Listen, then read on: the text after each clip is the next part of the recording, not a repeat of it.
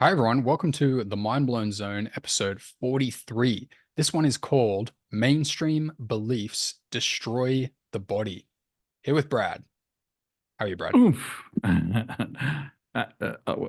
Took a gut punch on the title, but never better otherwise. How about yourself? Also feeling pretty good. Mm, Got a awesome. equally gut-punching bumper script ready to roll. Let her Ready rip. to hear it? Uh, All right, here we yes. go.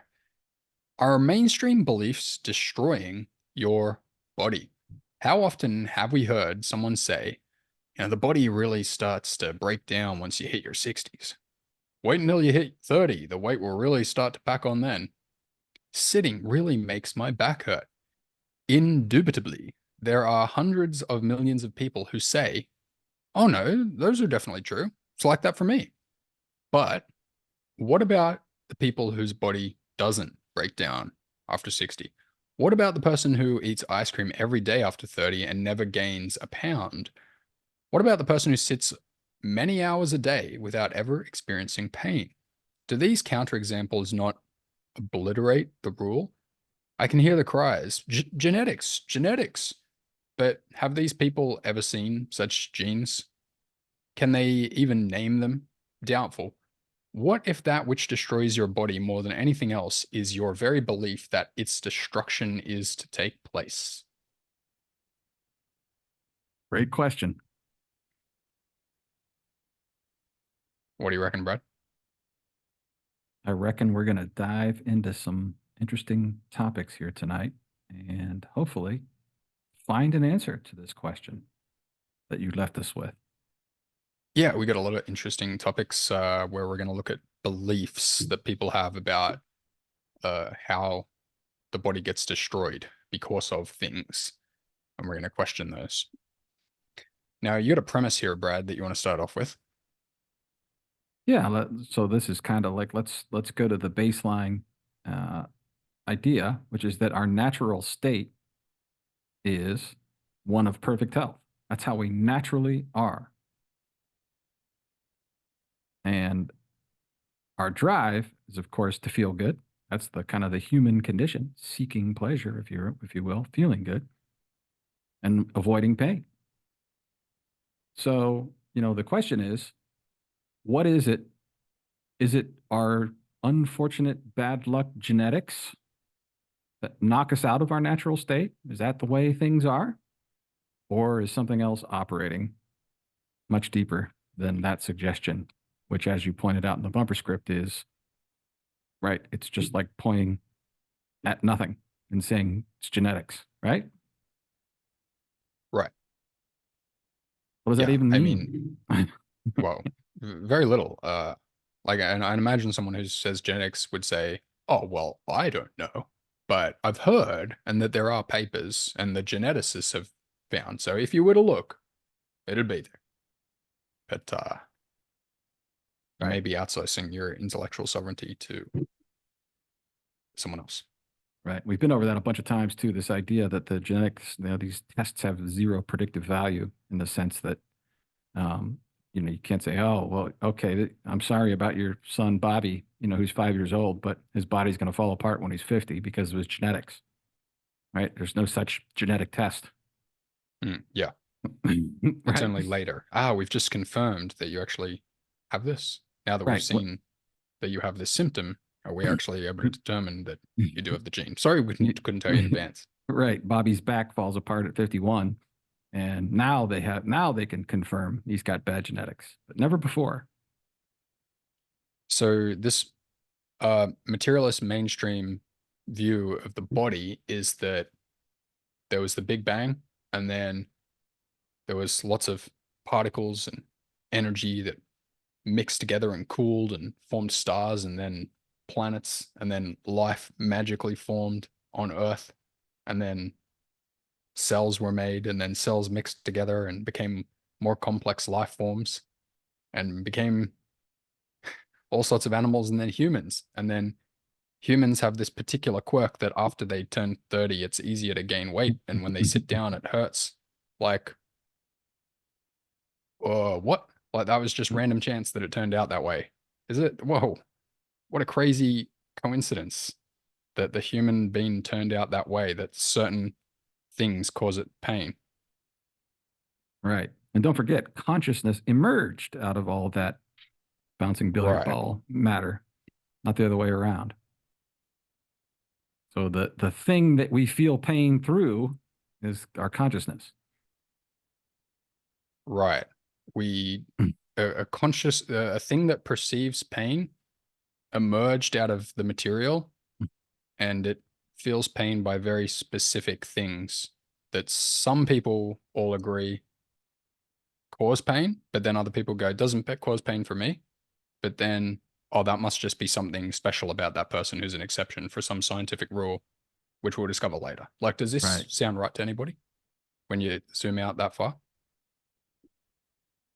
It's difficult to piece it together and suss it out when you think about it this way, isn't it? Right.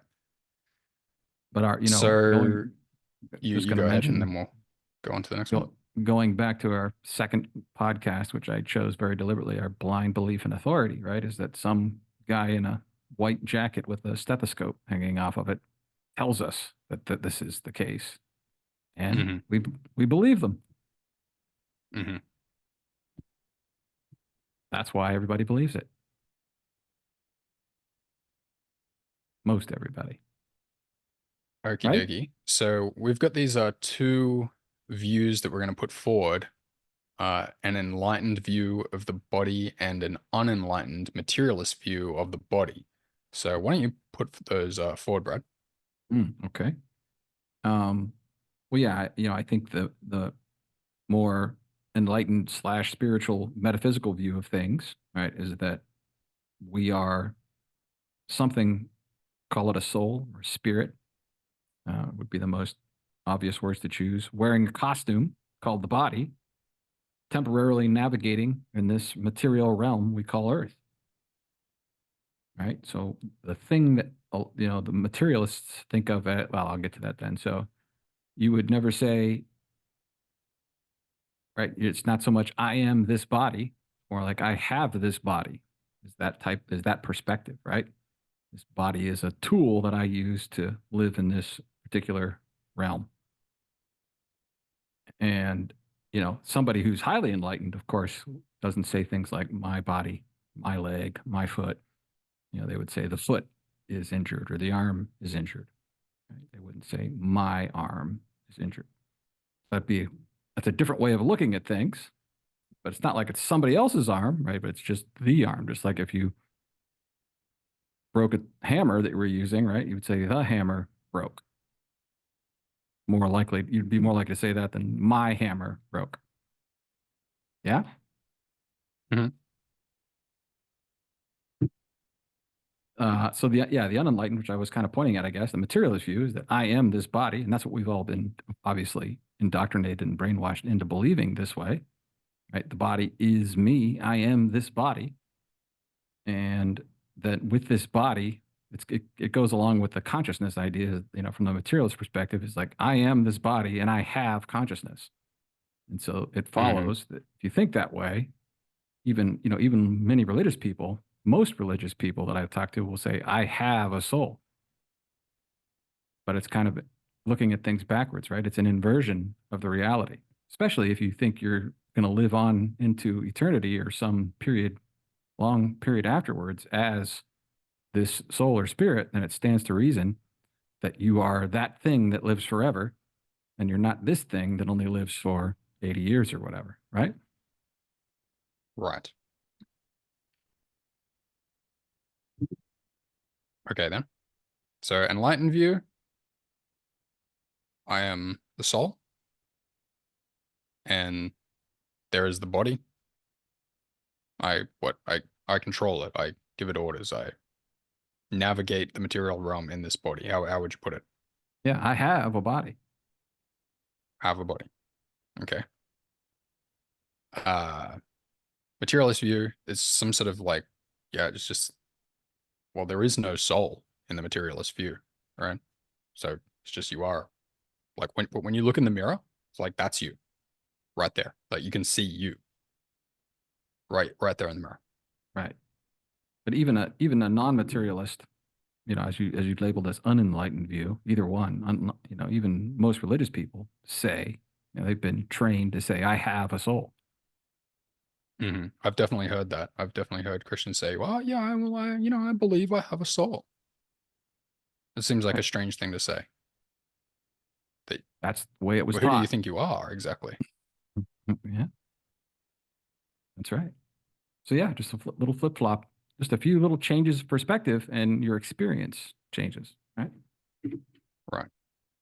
If you So we thought you put forward were, those things. Do you want to mention something no, go quick, ahead. Brad? Or okay, so we put forward these two views because we want to point out that when you have this, I am the body is me, that's me in the mirror kind of thing, and you're not kind of like identified as the spirit, well, that kind of leaves you open to a lot of materialist beliefs about the body. Um, you're kind of like really opened up to the societal norms of culture that are just like floating around, right? And you'll just be like primed to pick them up. Just to give an idea of what we mean by these beliefs, like if you walk around, turn on TV or something like that, you listen to friends, you hear people all around just saying these things, like I said in the beginning, right? Oh yeah, the body really breaks down after 60. Someone told me when I was 22 or something. He was a big guy, and he said to me, "Oh yeah, you just wait, mate. You wait until you're 30. You'll pack it on then." And I was like, I don't think so, and I didn't. Right, but I could have. I could have accepted that belief. I could have made that my reality. So these beliefs are just like wafting around, and they're on offer for you to just accept. That's right. Do you want to comment on that, Brett? Well, yeah. I mean, maybe I'll jump into that next comment there. This is just an idea that I've had for a long time. I've never heard anybody say it. And I'm not saying that I came up with it, but I kind of have this sense that if you're walking around without a particular belief, like what happens to you when you're 40 or 50 or 30 or 60, and then, but you hear your peer group, your friends, your family talking about what happens at age 30 or 40 or 50 or 60, and you don't have an opposing thought to it like Matt did when he was 22 in that story, then you're going to just automatically accept what you hear, right? You're just going to take that belief. So in other words, we just take them on by osmosis, if you will, right? Mm-hmm. We don't sit and ponder it and think about it. Really? Do you really fall apart at age 50 or 60? Or you know what I mean? You don't sit there, and most people don't think it through. They just go, oh, okay, I guess the body falls apart at 60. So that I've that heard belief, multiple people say it. yeah, that belief just becomes part of your belief system, your belief set. So as you become 58 and 59, you're like, oh my God, I think my body's gonna start falling apart here soon. And you hit 60 and boom, your body starts falling apart. And yep, everybody was right. Right. So that's kind of how it works, I think. Anyway, And I think it's like very relevant to offer up this possibility because I know that this sounds a bit crazy at first. However, um, there are certain beliefs that I know are just objectively not true, that are these types of beliefs that people have, right?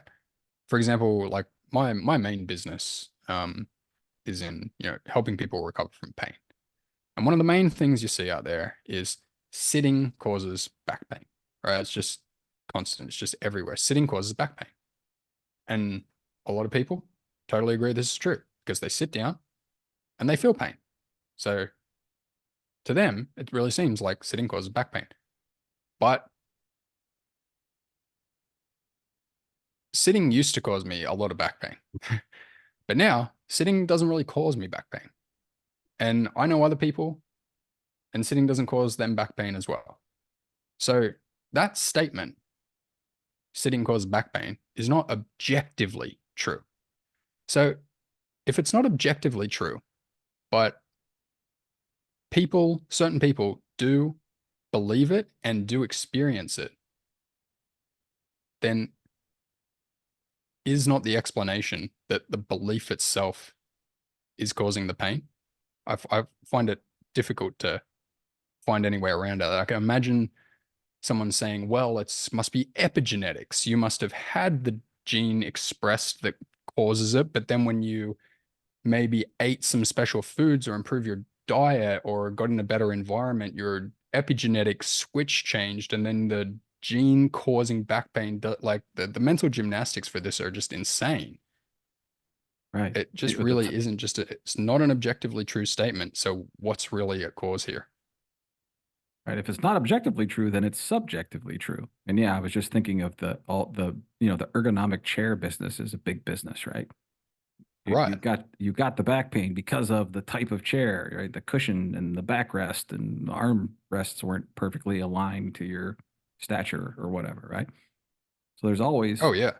some reason out there that people will find for the cause.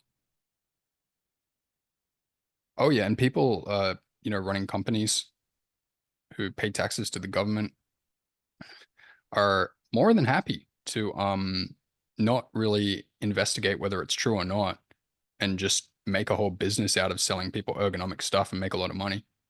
Like when Sure. I was young and I had just tons of back pain, it was just driving me insane. I bought so many ergonomic devices and it never Right. helped. But look at that. People just selling it and everyone's saying it. But people, you'll see ads. They say, hey, if you got this problem, yeah, that's what it's caused by. So you need this ergonomic thing. Big business. And it works for some people, Alrighty. right? Because they believed that the chair was going to work for them. Right. But I think quite often though it doesn't work. That's the main thing that happens. There's no rule. There's always exceptions that go both ways, Right. which leads one to back to the only logical answer is beliefs. Right. So I think we've established what we're getting at here. We're observing these beliefs out there about the body that aren't objectively true, right? You can't just say the body breaks down after 60 because there's lots of people whose body doesn't break down after 60. Okay. So these beliefs, they're not objectively true. So what's going on there? And now we're going to jump into some specific categories: physical pain, food and weight, aging and deterioration. Deterioration. I've had trouble with this word. Deterioration, beauty, and we're going to look at the beliefs there and see what's going on. Do you want to lead into physical pain, Brett? Sure. Do you wanted to skip those other right above it? You didn't want to do those? How you want to I like. mention your just quick examples there? Well, yeah. There's just some common beliefs that just pop, top of mind to me was the freshman 15. I think maybe Matt hasn't heard that one, but here in America, college students after their freshman year are supposed to put on 15 pounds because the food's bad or filled with MSG or whatever. Um, but how many people, even if 80% of the freshmen gain 15 pounds, why didn't the other 20% gain it, right? Should be 100%. Mhm. Every freshman should gain 15 or more pounds. Mhm. Guilty pleasures is an idea that, how many million times have I heard that, right? Ice cream or potato chips or cheeseburgers or French fries, that's a guilty pleasure of mine, right? So there's this built right into the phrase is that I feel guilty for eating this and because it's going to do something bad for me, right? Make me gain weight or make me feel Yeah. terrible or make me whatever, right? So, it's right into that phrase. It's built in guilt, right? If you don't exercise, you're going to fall apart, right? Like, of course, you have to get some exercise. Nobody's arguing that, but this idea that you need to go to the gym 4 days a week or run, put in an hour of cardio and an hour of weightlifting every other day, right? All these ideas. If you don't, you're going to fall apart, right? Like these are common ideas that people have. And, for the people who do believe those things, but then stop working out, they experience the result because they believed it, right? Well, it certainly seems like it could be that way. Mhm. Anyway, yeah, so let's jump into physical pain. You take physical pain. This is your domain. Sure. Well, Well, why don't we share a couple of the first ones because they're kind of similar. They're just kind of general. But let's look at this idea that the body becomes bad with age. Because I've seen like a lot of my students, they'll say to me, well, Matt, I'm 73 now, so my joints don't work very smoothly now. And I've got a lot of muscle weakness because I'm 81, right? But you can look it up. There's this video on YouTube of this woman who's like 90 years old. She's 90 and she's doing gymnastics. She's doing like parallel bars and doing handstands on the parallel bars and all these tricks. So you cannot tell me that the body cannot be strong and limber and very able at 90 years old. So why are people expressing to me, oh yeah, because I'm 80. So that's why. And I don't know whether it causes them to live in a weak way, but it seems that everyone who does believe that is experiencing weakness and bad joints. Even though it's not objectively true, they're experiencing it. So what do you think's with that, Brad? But yeah, you never hear them say, my joints were great up until 72. And then, whatever, I got in a car wreck or something and, tweaked my knee or my shoulder or whatever, right? And that's why my joints are weak, right? Oh, I wouldn't So, completely agree with that. I've oh, probably you, heard someone say that or something similar. well, no, I mean, you're talking in general. I'm saying generally speaking, right? People that are 73 are Sure. of the belief that because of their age, right? Not because of some physical accident that happened, this Right. is why their Right. joints are bad. Sure. So they had that belief leading up to their joints going bad. Yes? Yep. Absolutely. Yeah. I mean, that's how it generally is. Like people just carry a belief that I remember someone was on about like arthritis one time. They'll just like, oh yeah, I've got arthritis and it's just deteriorated this way and that, and my hands are bad because of my arthritis. And it's like, what do you mean they're bad because of arthritis? It's strange that he just identified with a deteriorative Right. disease Degenerative. that just Right. worsens as he gets older and he has it. But how does he have it? How does he have it and not someone else? What Right. what makes him have it? Right. I'm curious. Have you ever heard of 73-year-old or a 61-year-old shocked that their joints were bad? Like they couldn't, No, in other words, they no. help, It's they, complete. It's normal, right? right. They never, you'll never have that scenario where someone's, hits 70 or whatever. And then all of a sudden their joints are bad. And they're like, I don't understand what happened to me. Everything was fine. And then my joints went Right. bad. And I don't know how to explain it. Right? They'll have the ready-made explanation, which is I knew my joints were going to go bad once I got older. Because that's what happened to my mom and dad, or my sister, or my brother, or whatever, right? My friends, et cetera, et cetera, et cetera. So when I went into the arthritis one, we kind of touched on something there. Because arthritis is like an example of what people call a disease. Over here at the Mind Blown Zone, we like to call it a dis-ease. Like you can see right there in the word, dis-ease, meaning you're not at ease. Mm-hmm. You know, just to go general now on disease, people often say that they have a disease, right? They have a disease, right? So remember at the beginning we said, if you were the soul or the spirit, you wouldn't be like, I this, right? But if someone's going, oh, I have arthritis, then they are the body. And that's what we mean by when you're identified as the body, then you're susceptible to such a belief as I have arthritis because a soul can't have arthritis and a soul can't have a disease. It's not possible. What do you reckon about that, Brad? Exactly right.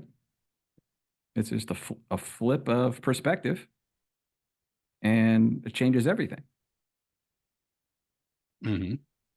So a And soul can't have a disease, but in the medical establishment, they call physical symptoms disease. It's funny how there's that little slight change of pronunciation just totally obfuscates the real thing. But a soul, I think you would agree, Brad, a soul can be diseased. A soul can be not at ease. No, that a soul cannot not be at ease. Well, what's Too many not, negatives the there. ego is not at ease then. That's right. The The ego mego. is not at ease. That's right. Due to all the, we'll talk about Dr. Hammer here in a second, but due to all the things he identified, which I find highly accurate, right? Some Mhm, form of fear or judgment is at the core of primarily all these diseases. And so mhm. fear and judgment are issuances of the ego mind.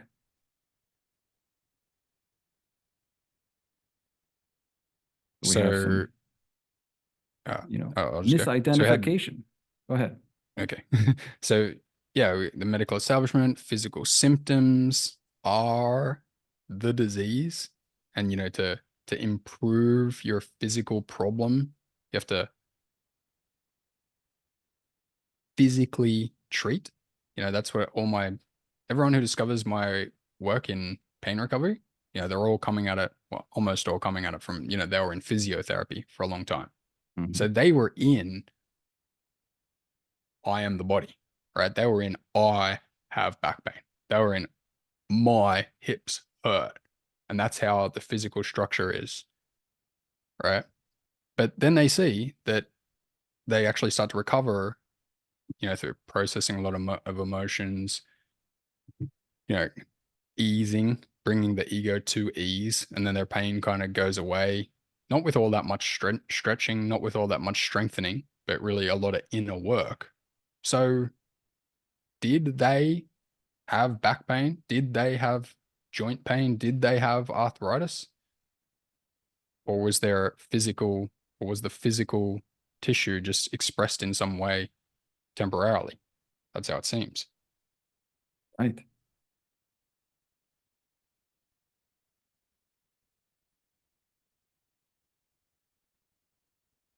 There's an interesting one here about posture, right? People are obsessed with posture, um, because they're so identified as like the body, and they have all these beliefs about how the body has to be, like the certain shape or form that the body has to be in for it to be right, right? So they're so identified with I am the body that if the body isn't in a certain shape that the establishment says is the right shape that it needs to be in while pushing in a certain direction or pulling in a certain direction, then they're like feeling pain. Right. So The thought it really comes, starts to make you, I'll just finish real quick. It really starts to make you think that it's not the position of your body. It's not the movements you're doing. It's actually your belief about it and your disease. And people that don't have those beliefs and don't have that disease can do all the positions and all the forms and all the movements and not get any pain. right. The underlying belief there is there is something wrong with me, Hmm. leading off of your good posture idea. But that belief then manifests more and more of the thing that's wrong.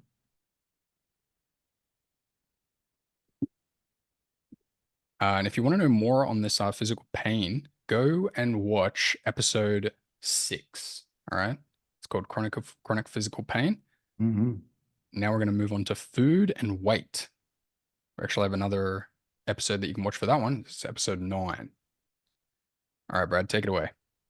Ah, to me, huh?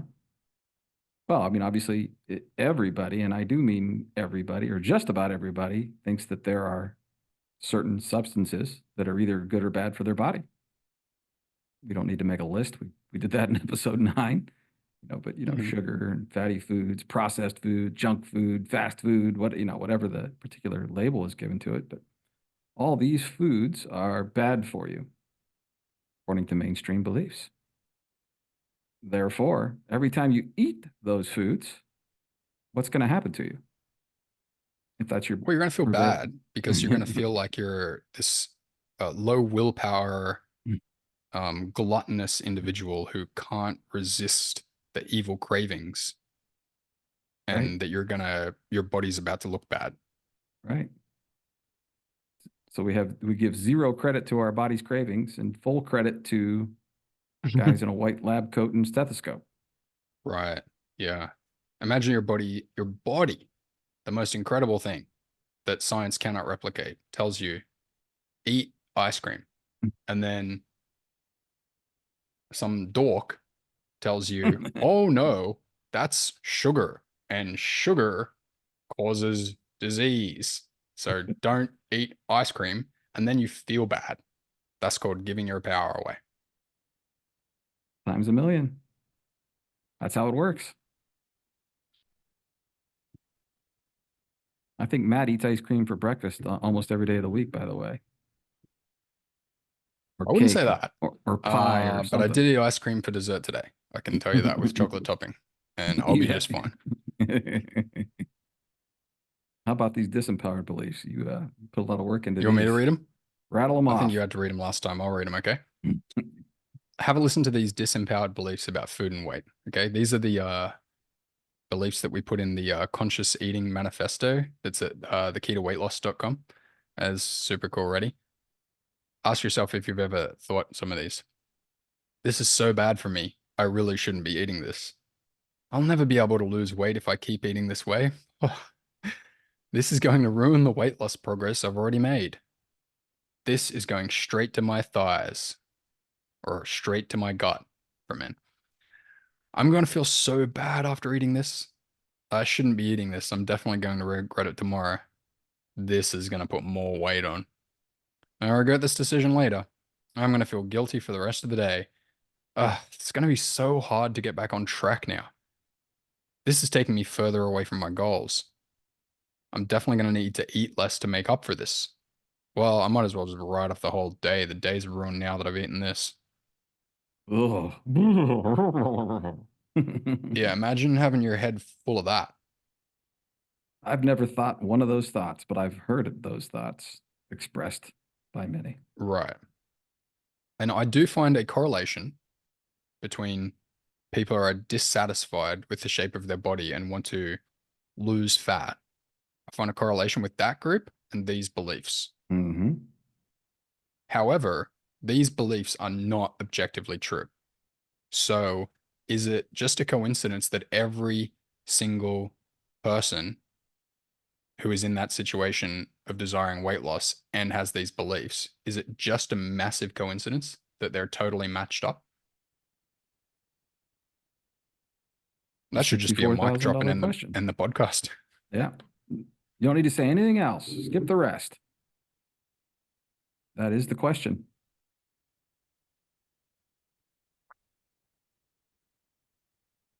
One of the exercises that we do in the conscious eating course is, you're eating some sweet thing, right? I call it the cheesecake exercise, but you can replace it with any dessert. And what you do is you go to take a bite, right? It's on your splate or whatever, and you're like, "Ah," and right before you put it in your mouth, you pause and you notice your disease. You notice the ego disease. You notice your disempowering thoughts, and you go, "Whoa, oh my God, do I believe that?" Then you do round two of the exercise. You actually take the bite, and it's there, but you don't chew it, and you just notice again, and you really notice that you have all these tied up, judgmental, fearful, self-contemptful thoughts buzzing around related to the food. And it starts to make you wonder if the reason you're in a situation where you have a body shape that you don't want starts to make you wonder if it is just the beliefs, especially when all the people who have the body you want just don't have those beliefs. Exactly right. And the greatest medical study that could ever be done would be in this field, and it would, of course, we'd have to have honest answers from people. But I think we would see that the correlation was perfect Mhm. between those types of thoughts and dissatisfaction with the body. Something interesting you've said at times, Brad, is there's like all these statistical studies, right? And they observe like, oh, this person ate this food for 8 weeks and got this result and blah, blah, blah, right? And Brad says, I don't want to know about just what food they were eating. I want to know what their beliefs were about the food. Right. That's the magic in here. And right, and living in the materialist society that we live in is all the studies and all, that get all the grant money and research bonuses. It's always everybody's looking for material answers, right? So there Mhm. is nobody would ever want, no one would ever fund this study, right? You would never get, a food manufacturer or the government or, a university to fund this type of a study. That's why there aren't any.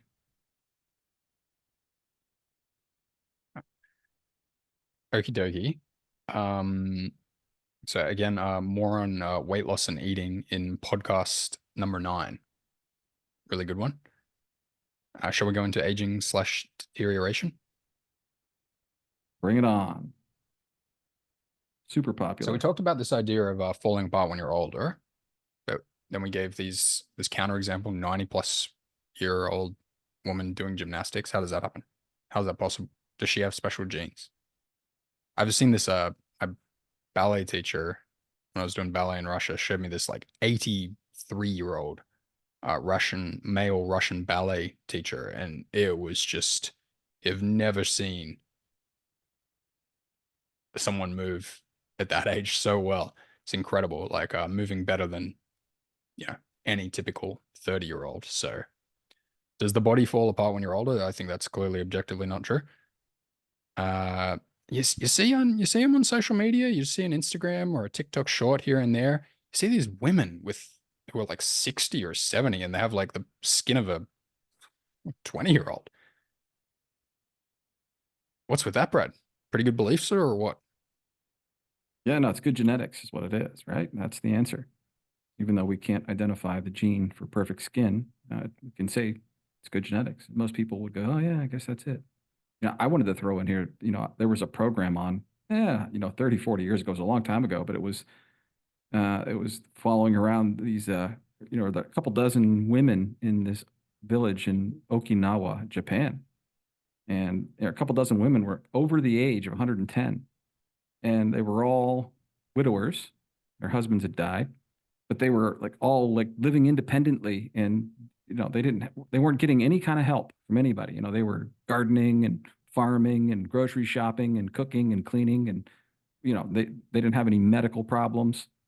And it was this big study on, it has to be something that these women are eating in particular in Okinawa, has to be why they're so healthy and live to this extended age. Right. And so that was the big search for what was it? What was it about their diet or their environment that caused this? But all these women shared a similar belief system that they can live to 120 or whatever, and without falling apart or needing medicine or needing assistance or anything along those lines. That was like a cultural, or village tribal type belief, right? That makes sense. Mm-hmm. I mean, the answer is like so obvious, but obviously the study, the search was on for their diet. That was the secret to the longevity of the Okinawan women. Well, I'll bet you their husbands ate the same food though. That's right. So I have to explain that. It was only female genetics that pulled it Just off. female genetics. Must have to expand the scientific search more, but rest assured, they will find an answer. Right, right. Anyway, there's just tons of examples out there of, exceptions to what appears to be the rule. And we're obviously suggesting in this podcast that the rule is mainstream beliefs, is what Right. defines the rule. Right. It's not like the way we even frame it like an exception to a rule. It's really just the dominant belief, right? That's And we it. have to come in as like this like uh edgy alternate exception to a rule, but just because of that one's so popular. Right, right. I suppose you want me to do the channels. Yeah, I'll do the channels since I'm the guy who listens to them all. Well, yeah, they actually Mhm. suggest that the body should operate optimally until age 120. It's designed to operate to that to that age, and then it should deteriorate after 120. but we obviously don't Any see that. word on the reason for this number or anything like No, that? I think that's just the way the body is built and made and structured, and that's the other subtle bodies that are attached to it are supposed to support it until that age. But yeah, there's eventually you're not we aren't supposed to be here forever, right? That wasn't the plan to stay in this earth realm forever. So there's a expiration date on the body, and that's what they say it is. And oddly enough, that's about as old as the whatever the Guinness Book of World Records is. It's usually right around that age, 120, 125, right? And, the question is, what did those people that lived for that long have, going for them that most everybody else doesn't? Maybe what they had going for them is they don't listen to mainstream media or academia or medicine, right? None of those things penetrated their consciousness. Well, let me get your opinion on this. I can't remember the guy's name, but is some guy you see on social media, and he's always on about how well, science has proven that eating minimal amount of food extends lifetime, and he's also on about he's scientifically proven like drugs, right? He's taking these drugs that like extend lifetime. And he does look young for his age. Mind you, so do I. But he does look young for his age. Mhm. And there's like a storm surrounding this guy of attention, right? Like everyone's like, whoa, he's got the wisdom. He's got the live long wisdom. Like I want to buy what he's selling. I want to take that. What do you reckon about that kind of phenomenon?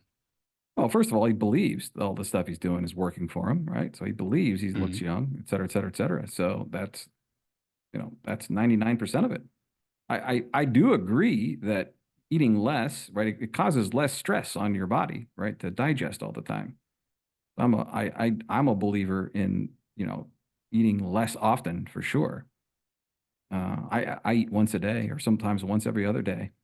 And just, I sort of slowly worked my way in that direction. I mean, it's very obvious to me you don't need to eat 3 times a day, but it's not, for what we've all been, at least here in America, we were trained for, 3 meals per day. That's the healthy way to do things. And so I think there's a little truth to that. And, you can't sit around and shove, 5,000 calories down your face 3 times a day and not expect some ramifications, right? That's super hard on your body. No, I suppose so. I mean, seems plausible that it could be. that's the hardest work your body does every day is digesting food. So when you have all that food to digest, it can't do other maintenance and restorative work on your body as successfully. That's Or is why that just your fasting. belief, Brad? Well, that's it makes sense to me, and that's why Okay. fasting is often recommended. Right? I'm just Fasting trolling gives you. you fasting gives your body a chance to repair, restore, revitalize. Right? So it's not dedicated to digestion, and digestion takes like 3 to 6 hours, right? Depending on what you eat. So theoretically, most people in the West are digesting all day long. Yeah, I At certainly the feel like that. Like it's just like it's constant something in there. Yeah, yeah. So I think there's some truth to that, but maybe it's a belief. I don't know. Maybe you could eat 5,000 calories a day, 3 times a day, and not have any problems if you didn't think you were going to have any problems with it. Seems to me you'd be going to the bathroom frequently, but hey, what do I know? So we've got here aging comes from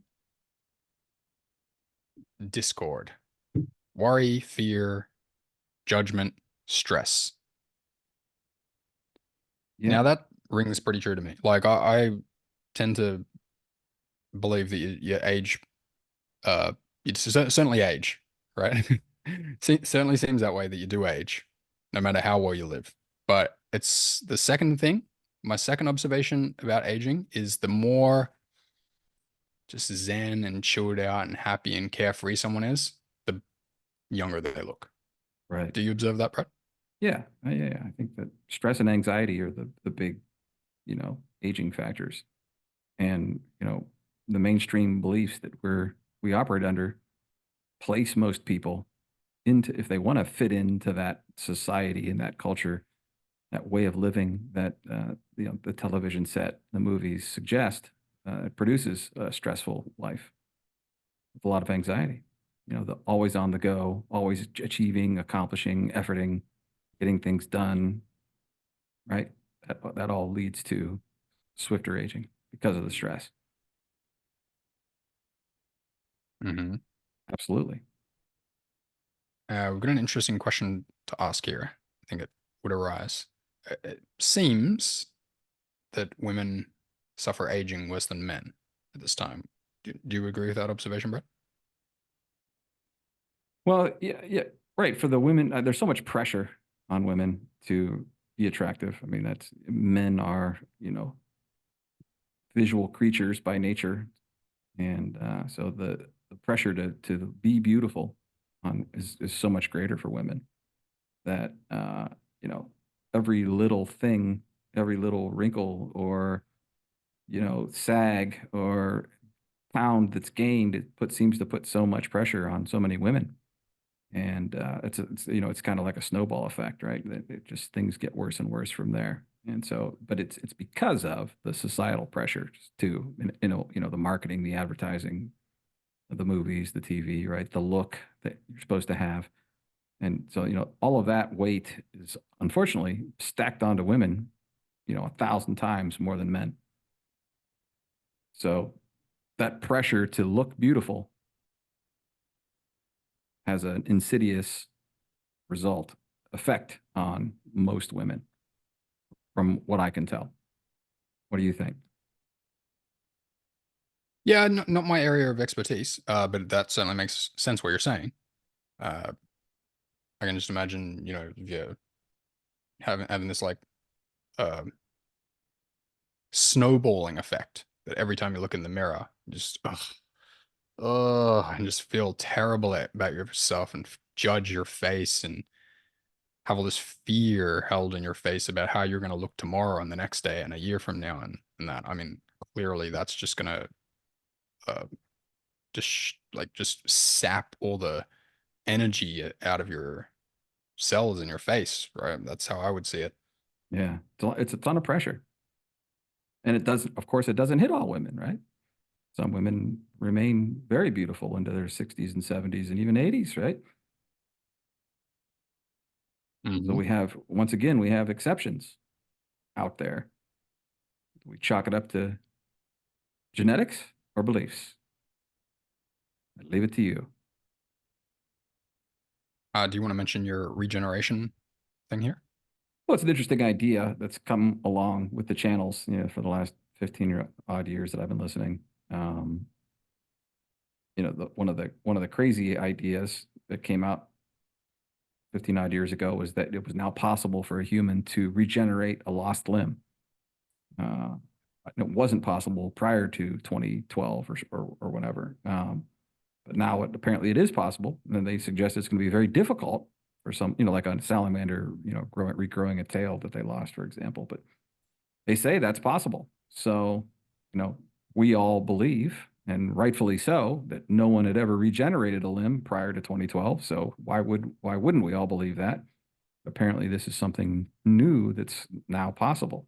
So it'll be very difficult for the first people to do this because they have to defy the weight of the mass consciousness.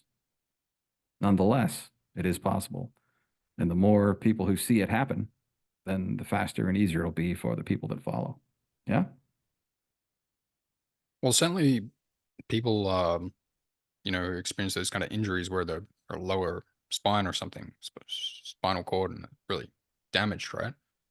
I've seen some people just walk again, just regenerates and they grow. So, I mean, I have no idea about that area of Oh that yeah. topic, but seems plausible.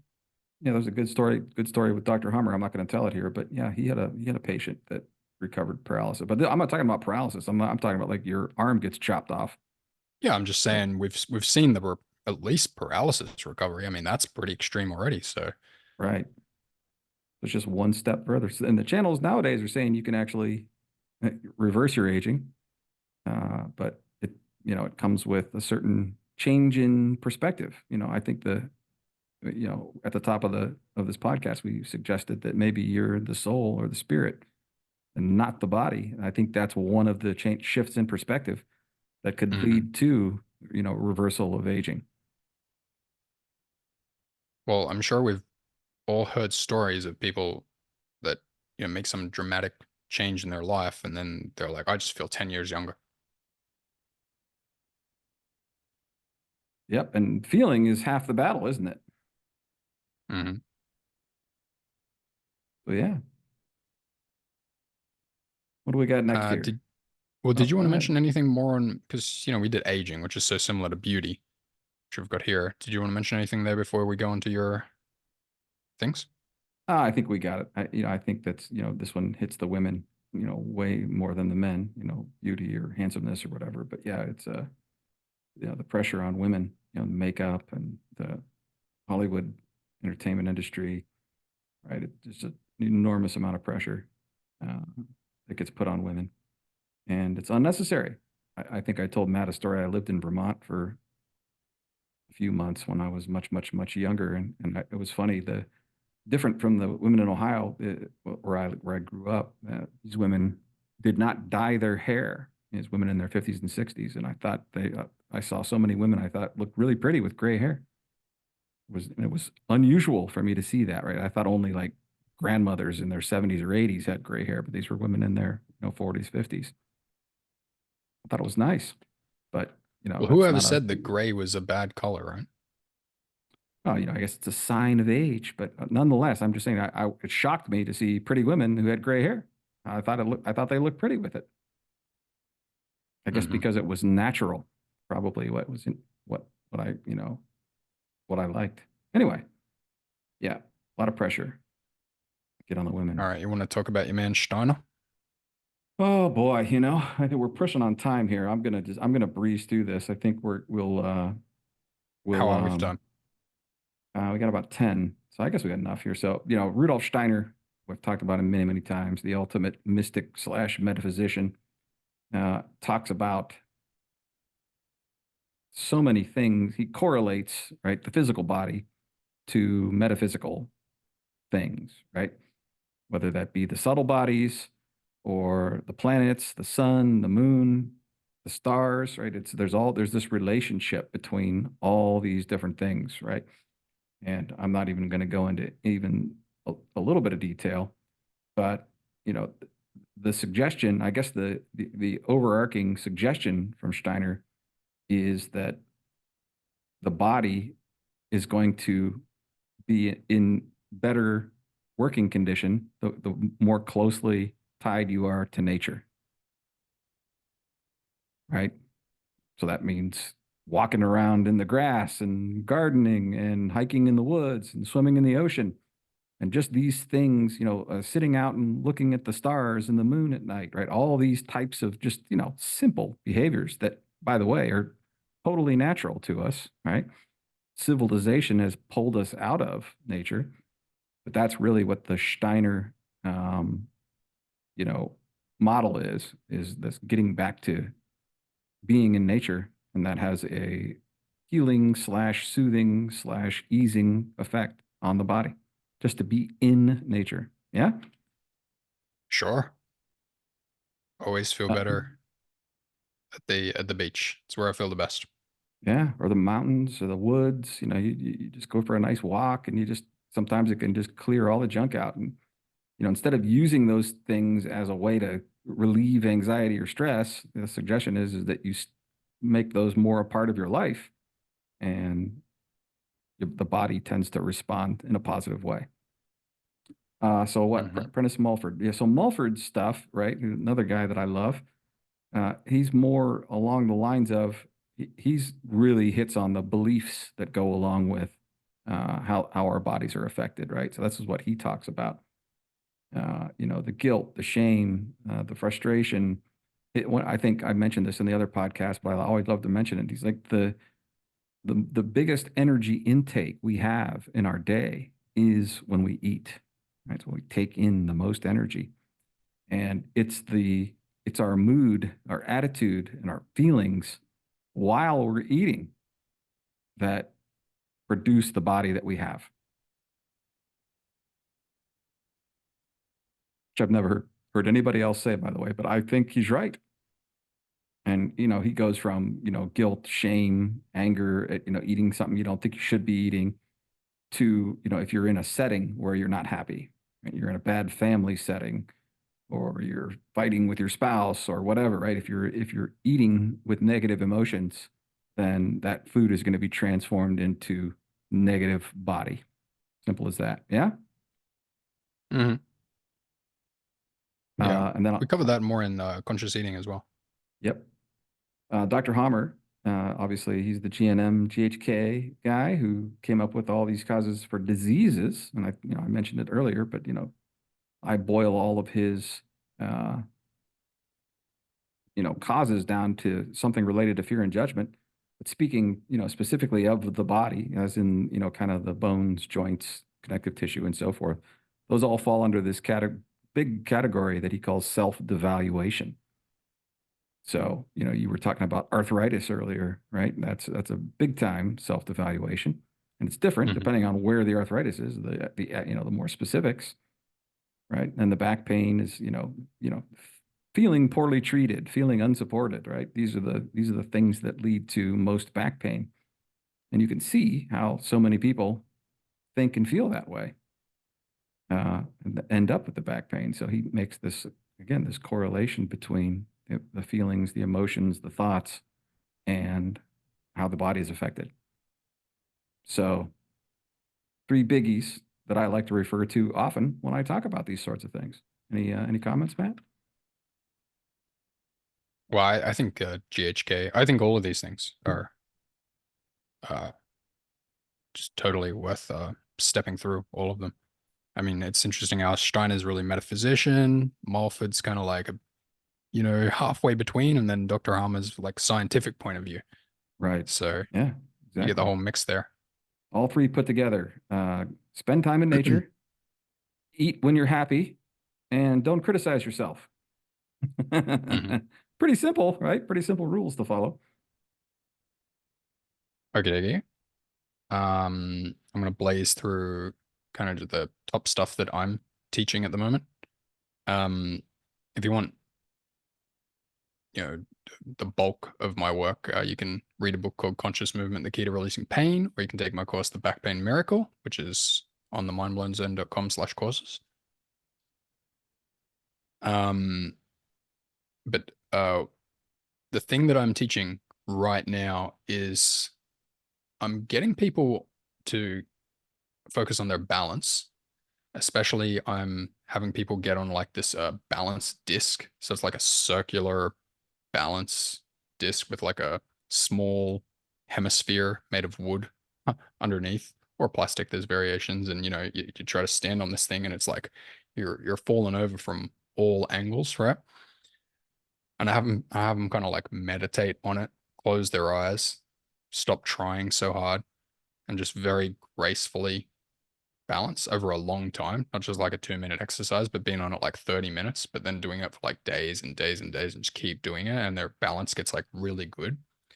And so what they're doing as they drive toward balance is they're driving towards alignment.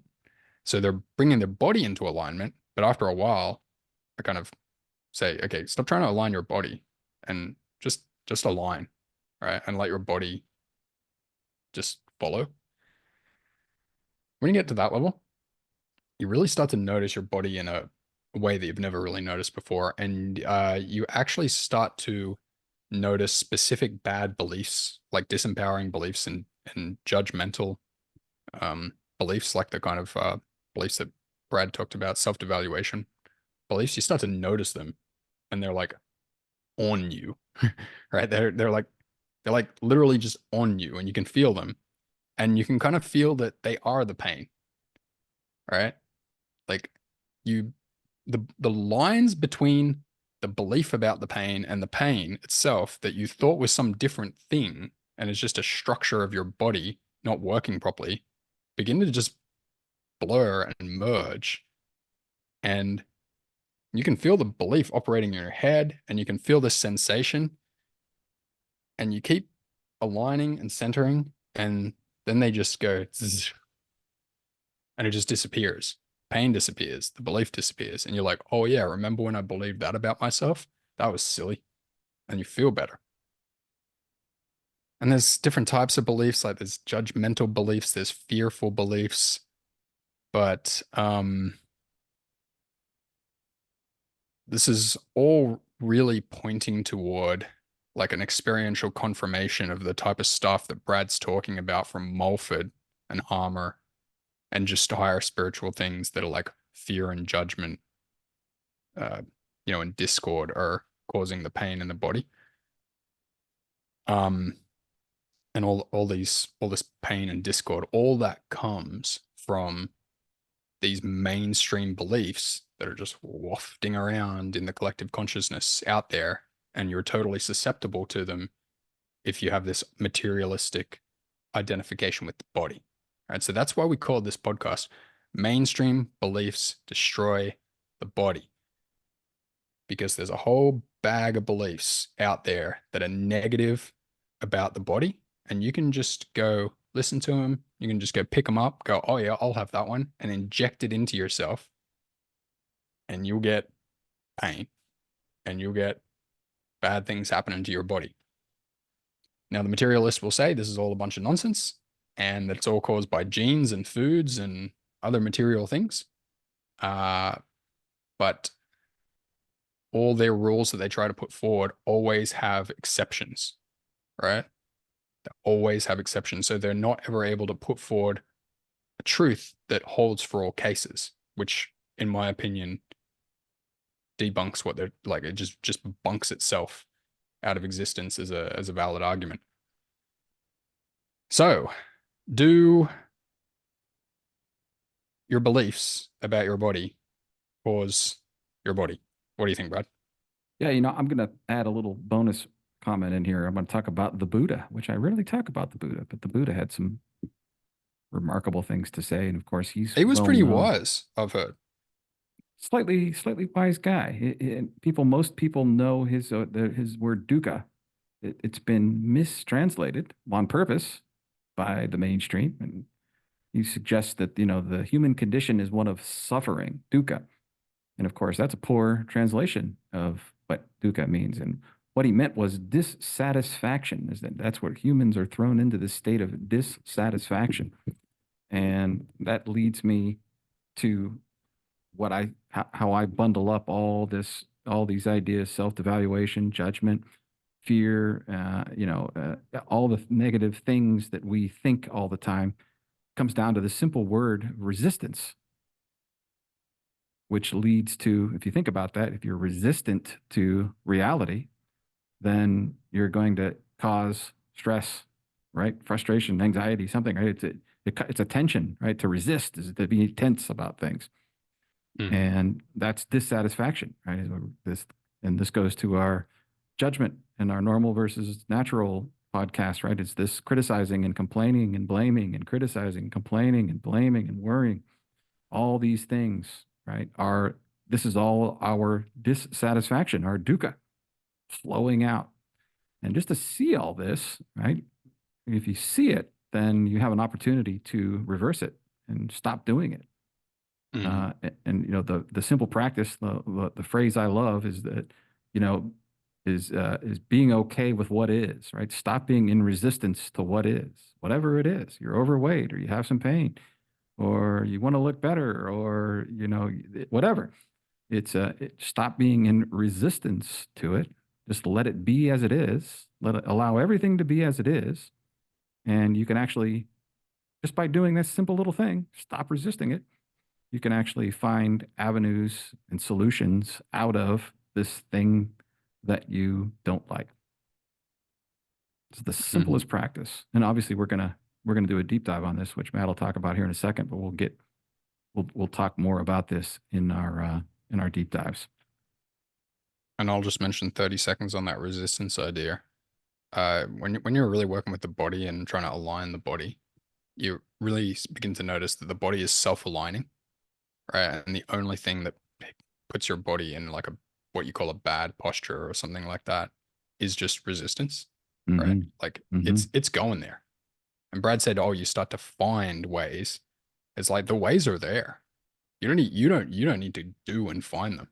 They're literally right there. And as you just like notice the resistance and just go, just let that go. It's just the way forward toward alignment just presents itself and It appears, it's right? automatic. That's right. Just appears. Okay, shall I Remarkable. mention the deep dive? Please do. If you like this stuff, like we want to go deeper, okay? Like this stuff that we've mentioned might seem like a little bit edgy, a little bit far, but in the deep dive, that's where we say the stuff that we can't even say publicly, okay? It's not like R-rated or anything like that. It's just stuff that the mainstream mind is just like not ready for. So if you feel like you're ready for uh, you know, really high level wisdom, information that the masses are only just now just starting to become ready for. What you want to do is sign up for our deep dive thing, right? We This is our second one of these. We did one previously on the hidden hand. We did this really cool deep dive into this pretty cool thing. You can check out a podcast from last month called The Hidden Hand. Some really interesting, like, what is the nature of the controlled, like who's controlling the world kind of thing, like really deep Mhm. kind of stuff. And this time we're going really deep into how kind of like how spirit manifests as the body and how to get back in touch with spirit and cultivating a real loving relationship with your body so that your body feels good all the time, right? So it's not just information, it's like practical information that you can use to feel better. So just look for deep dive on our website, themindblowenzone.com, and yeah, just sign up for it. You get a free trial. So you can just go in, look at all our content, and only if you love it, you can stay with it. Sounds Beautiful. pretty good, Yeah, doesn't it, Brad? I mean, I'd sounds get it. great. Yeah, no, this is going to be great. And the title of this deep dive is Love Your Body. And I want to remind everybody from the outset, I said your natural state, right, is one of perfect health. And your other natural state is the feeling of lovingness, right, of happiness. So these two things kind of go hand in hand. Natural is happy, joyful, blissful, peaceful, loving. And that's where we're going with this one. And it's, yet another avenue to manifesting your preferred shape and form and weight and level of beauty and everything else.